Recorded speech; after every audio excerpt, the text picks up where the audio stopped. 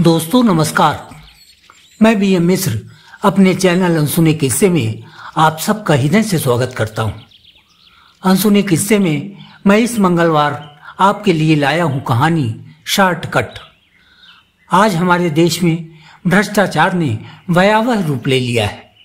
आलम यह है कि देश की बड़ी प्रतियोगी परीक्षाएं और उनसे जुड़े संस्थान भी भ्रष्टाचार की चपेट में आ गए हैं। राष्ट्रीय स्तर पर होने वाली परीक्षाओं के पेपर लीक जैसे मामले न सिर्फ होनहारों का हक छीन रहे हैं, बल्कि हमारी व्यवस्था पर सवाल भी उठा रहे हैं। फर्जीवाड़े के सहारे उच्च पदों पर नौकरी हासिल कर लेना आम बात हो गई है। विडंबना तो देखिए, इस तरह के मामले लगातार सामने आ रहे हैं। इसके बावजूद देश के जिम्मेदारों की खामोशी नहीं टूट रही है। इस कहानी के माध्यम से मैंने इन्हीं मसलों को उठाने की कोशिश की है। आपसे अनुरोध है, ये कहानी अंत तक सुने, जरूर पसंद आएगी। उमा और रागिनी की घनिष्ठता देखकर कोई नहीं कह सकता था कि वो दोनों अलग अलग घरों की हैं। साथ खेलना, साथ पढ़ना, साथ घूमना, दोनों एक दूसरे के साथ साए की तरह रहती। हालांकि दोनों के पारिवारिक और आर्थिक हालातों में बड़ा अंतर था, लेकिन उनकी दोस्ती में ये कभी आड़े न आया। रागिनी के पिता शरद सीनियर IAS ऑफिसर थे, वहीं उमा के पिता मोहन उन्हीं के दफ्तर में चपरासी। शरद ने मोहन को अपने सरकारी बंगले के सर्वेंट क्वार्टर में शरण दे रखी थी। इसके बदले मोहन को शरद के घरेलू काम करने होते थे। दफ्तर की ड्यूटी के बाद मोहन अपना पूरा समय शरद की सेवा में ही देते। उमा और रागिनी की उम्र में बहुत कम अंतर था। दोनों ने एक साथ स्कूल जाना शुरू किया, एक ही कक्षा में पढ़ती थी। उमा सीधी सादी थी, जबकि रागिनी चंचल, फिर भी दोनों में खूब पढ़ती थी। स्कूल की पढ़ाई के बाद दोनों ने साथ ही कॉलेज में एडमिशन लिया और IAS बनने के सपने के साथ उच्च शिक्षा का सफर शुरू किया। कॉलेज में महीने भर तो सब कुछ ठीक ठाक चला, लेकिन इसके बाद रागिनी के आचार विचार व व्यवहार में बदलाव आने लगे। कॉलेज में उसके कई नए मित्र बन गए और वह बचपन की दोस्त उमा से दूरी बनाने लगी। उमा ने तो इस बदलाव को सीरियस नहीं लिया, परंतु रागिनी को जब कभी मौका मिलता तो वह उमा को यह एहसास दिलाने से न चूकती कि उसका लगाव अब उससे कम हो चुका है। धीरे धीरे रागिनी और उमा के बीच थोड़ी बहुत खटपट भी शुरू हो गई।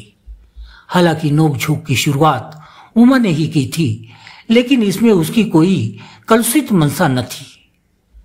दरअसल रागिनी ने जब से कॉलेज में एडमिशन लिया, तब से पढ़ाई में उसकी रुचि कम दिखने लगी। वह कॉलेज तो रोज जाती, परंतु कक्षाएं अटेंड न करती। अक्सर अपने दोस्तों के साथ इधर उधर घूमती रहती और जब छुट्टी का समय हो जाता तो कॉलेज लौटकर उमा के साथ घर चली जाती। चूंकि उमा ने उसे कभी अपने से अलग नहीं समझा, इसलिए उसने रागिनी की इन हरकतों पर कई बार खुलकर नाराजगी जताई। वह जब कभी रागिनी के साथ अकेली होती तो उसे समझाती, रागिनी, यही दिन है करियर बनाने के। 2-3 सालों का कठिन परिश्रम ही हमारा भविष्य तय करेगा। लेकिन मैं देख रही हूं कि इन दिनों तुमने किताबों की ओर देखना ही बंद कर दिया है। 3 साल अच्छे से पढ़ाई कर लो, इसके बाद पूरी जिंदगी पड़ी है घूमने फिरने के लिए। लेकिन रागिनी पर उमा की समझाइश का कोई असर न पड़ा। वह उमा की बातों को अनसुना करती रही और अपने ढर्रे पर चलती रही। सुबह उमा के साथ कॉलेज जाना, फिर कक्षाएं छोड़कर दोस्तों के साथ सैर सपाटे पर निकल जाना रागिनी की दिनचर्या में शामिल हो गया। ऐसे ही कॉलेज के 1 साल पूरे हो गए। सालाना परीक्षाएं हुई तो उमा को लगा कि रागिनी शायद ही पास हो पाए। लेकिन ताज्जुब की बात यह रही कि साल भर घूमने फिरने और मस्ती में मगन रही रागिनी के नंबर उमा से ज्यादा आए। दूसरे साल भी रागिनी के रवैये में कोई परिवर्तन नहीं आया। अब वह पहले की अपेक्षा कॉलेज से ज्यादा समय तक नदारद रहने लगी। पूरा दिन पिकनिक और पार्टियों में गुजारने लगी। एक दिन वह कॉलेज पहुंची और अपनी किताब कापियां उमा को थमाते हुए बोली, उमा, आज मैं एक बहुत जरूरी काम से जा रही हूं, आने में देर हो जाएगी। लेकिन तुम घर मत जाना।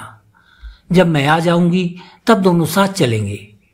प्लीज उमा, मेरा इंतजार करना। उमा उसके चेहरे पर उभर रहे जल्दबाजी के भाव देख ही रही थी कि रागिनी दौड़ते हुए कॉलेज परिसर के बाहर गई और वहां खड़ी एक कार में सवार होकर फुर्र हो गई। शाम के 5 बज गए। कॉलेज की छुट्टी हो गई। सभी छात्र और शिक्षक चले गए। पूरा कॉलेज कैंपस सूना हो गया, लेकिन रागिनी नहीं लौटी। कॉलेज के लॉन में अकेली बैठी उमा बार बार पहले घड़ी की ओर देखती, फिर कॉलेज के गेट की ओर। कई बार उसका मन हुआ कि वह रागिनी को छोड़कर चली जाए, लेकिन रागिनी के प्रति प्रगाढ़ प्रेम उसे रोक लेता। जैसे जैसे अंधेरा अपने पांव पसार रहा था, उमा की चिंता बढ़ रही थी। पहली बार ऐसा हुआ जब उमा को रागिनी पर गुस्सा आ रहा था। वह मन ही मन बड़बड़ा रही थी, आने दो आज ही से, सारी मस्ती उतार दूंगी। करीब 7 बजे वही कार कॉलेज परिसर के बाहर आकर खड़ी हुई जिससे रागिनी सुबह गई थी। रागिनी कार से उतरकर आराम से चलती हुई उमा के पास पहुंची, जैसे उसे देरी से आने का कोई अफसोस न हो। उमा रागिनी पर अपना गुस्सा उतारने ही वाली थी कि रागिनी उसका हाथ खींचते हुए बाहर की ओर चल पड़ी। सॉरी उमा, तुम्हें बहुत इंतजार करना पड़ा। क्या करूं, काम ही ऐसा था, छोड़कर नहीं आ सकती थी। रागिनी की बात सुनकर उमा का गुस्सा और बढ़ गया। उसका मुंह अपने आप खुल गया। कौन सा जरूरी काम? दोस्तों के साथ मस्ती करने को तुम जरूरी काम कहती हो? शर्म नहीं आती? रागिनी, तुम खुद को तो धोखा दे ही रही हो, अपने माँ बाप के साथ विश्वासघात भी कर रही हो। देखो रागिनी, अब भी समय है, अपने आप को संभालो, नहीं तो बाद में बहुत पछताओगी। ये पढ़ने लिखने की उम्र है और तुम। गुस्से से सराबोर उमा के तेज स्वर रागिनी को अच्छे न लगे। वह सालों की दोस्ती एक झटके में भूल गई। उमा का हाथ झटकते हुए वह चीखी, देखो उमा, मुझे भाषण सुनने की आदत नहीं है। तुम मेरी दोस्त हो, दोस्त जैसी रहो। मेरी गार्जियन बनने की कोशिश मत करो। मैं पढ़ूं या ना पढ़ूं, इससे तुम्हें क्या फर्क पड़ता है? और तुम पढ़ाई की बात करती हो, दिन रात तो जूझती रहती हो किताबों के बीच। फिर भी क्या हासिल होता है? हर साल मुझसे कम नंबर आते हैं तुम्हारे।